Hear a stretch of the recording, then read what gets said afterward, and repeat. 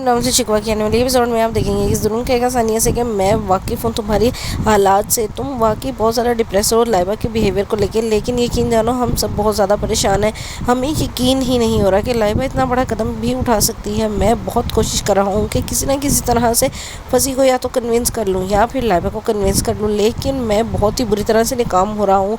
उधर डैड और मॉम भी बहुत ही ज़्यादा परेशान है। वो भी यही नहीं चाहते कि बिल्कुल भी फंसी इस घर का दामाद बने, क्योंकि उन्होंने बचपन से उसको मेरे साथ देखा है। मैं उसकी रग रग से वाकिफ़ हूँ, मेरे घर वाले भी उसके बारे में अच्छे तरीके से जानते हैं। इसलिए वो नहीं चाहते कि लाइबा की ज़िंदगी में वो आए। जिस पर सामी कहती है कि आप लोग मेरी तरफ से परेशान ना हो, मैं इन हालात को हैंडल कर सकती हूँ। लेकिन अपने तौर पर मैं जितनी कोशिश कर सकती थी मैंने लाइबा को समझाने की कोशिश की, लेकिन अब वो जिस तरह से बिहेव करी है मुझे लगता है कि हमें उसे वक्त देना चाहिए। वक्त के साथ साथ कुछ भी हो सकता है, सब कुछ बदल सकता है। क्या पता कुछ अर्से बाद लाइबा अपनी सोच को बदल ले। अगर ऐसा हुआ तो हमें खुशी होगी, लेकिन अगर ऐसा ना हुआ तो ये हालात हमारे लिए बहुत ही ज़्यादा परेशान कुन होंगे। क्योंकि वाकई जिस तरह से आप बता रहे हैं, अगर फंसी भी आवारा लड़कों की तरह से निकला तो बहुत ही मुश्किल हो जाएगी। दूसरे सीन में आप देखेंगे कि आमना कहेगी नाज़रीन से कि तुम बहुत ही ज़्यादा समझदार हो, तुम्हें मालूम है कि किस तरह से हालात को हैंडल करना आता है, लेकिन मैं बहुत ही ज़्यादा कमज़ोर दिल हूँ। मुझे समझ नहीं आ रही कि मैं अपनी बेटी को कैसे हैंडल करूँ।